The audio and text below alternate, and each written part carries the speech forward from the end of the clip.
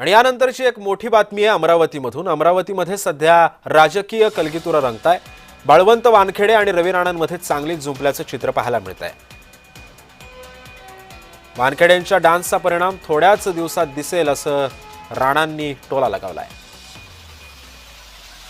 सध्या काँग्रेसचे जे आता बळवंत वानखेडे ते ब्रेक डान्स करत होते, त्या ब्रेक डान्स मी पाहिला। बळवंतजी वानखेडे आमचे जे खासदार आहे, तर त्यांना एवढा ब्रेक डान्स करायची गरज नाही आहे। ते जेवढे निवडून आलेले आहे ते रवी राणाचे समर्थक आहे, रवी राणालाच मानणारे आहे आणि थोड्या दिवसात तुम्हाला त्याचा असर दिसेल।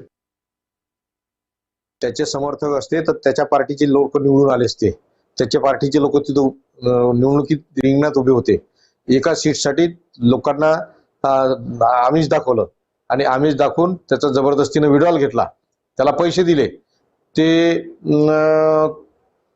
त्याचे ते कलोती म्हणून ते अविरोध निवडून आले।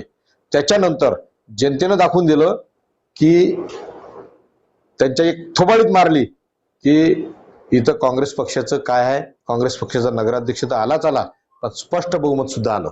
त्याच्यामुळे त्यांना ह्या गोष्टी करावं नाही आणि नुसताच बालिशपणा करावं नाही।